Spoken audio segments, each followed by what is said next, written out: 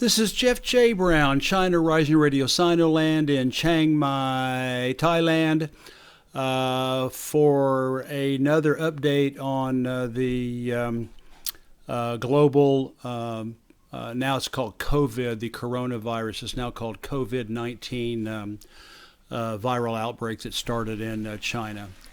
This one is entitled, Why Was University of Rochester Recruiting Medical Subjects when the baseline requirement was they had to be 100% ethnic Chinese? Looks like DNA collection to me. And pictured above is the photo from the phone of Mr. Jose, who got this to me. I would like to thank a Mr. Jose who sent the photo above to my colleague and friend Godfrey Roberts, who forwarded it on to me. It is more evidence of the U.S. collecting Chinese and Slavic or Russian DNA likely to be used to develop race-specific microbes that only kill that group. Mr. Jose took the photo in the winter of 2018-2019, just a year ago. It is one of those announcements seen all around schools and on grocery store public bulletin boards with the little tear-off contact tabs below. Angela Mim's email was on the tabs, as well as the phone number of the Flom Eye Institute, which is part of the School of Medicine at the University of Rochester in New York. Dr. Michael DePaulis was conducting the study. The ad displayed the Chinese flag with an all-caps teaser, both sets of parents born in China? By filtering the applicants to having both sets of grandparents born in China, this almost guaranteed that 99% of the subjects who got tested had pure or nearly pure Chinese DNA. If there was a horny missionary or a forceful Western colonialist in their great-grandparents' family tree, that DNA assay would show this and could be thrown out.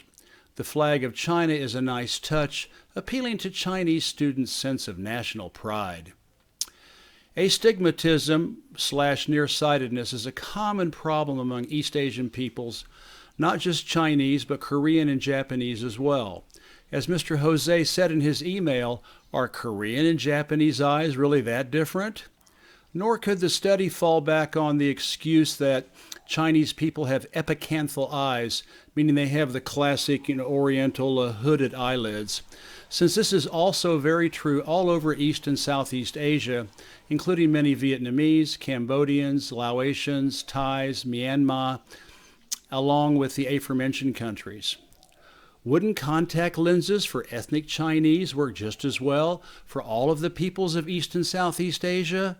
So why the incredible specificity of this, quote, contact lens study that guaranteed the subjects would have 100% Chinese DNA? It sure looks like the study was a lot more about DNA collection than helping Chinese overcome astigmatism and nearsightedness.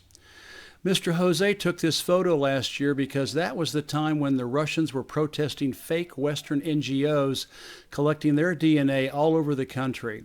Since then, in our interview and my follow-up article, Uriah Heep shows conclusively that similar bogus outfits were doing the same thing in China as far back as 2003. Remember SARS? And up to last year. One of the Chinese DNA thieves was Harvard. All of this is fully explained here in these three links. The University of Rochester, Flom Eye Institute, and Dr. DePaulis may have been willing participants in DARPA's Chinese DNA collection program, or were just innocent dupes sending tissue samples on to a fake-named laboratory with a P.O. box. We'll never know, but it's safe to say that no matter the excuses, this is clear evidence of Chinese citizens being used as guinea pigs to collect their DNA. I can smell the germ warfare from here. This is Jeff J. Brown signing out. Please make a donation to China Rising Radio Sinoland. My email and Fundrazr are above and below. Thank you.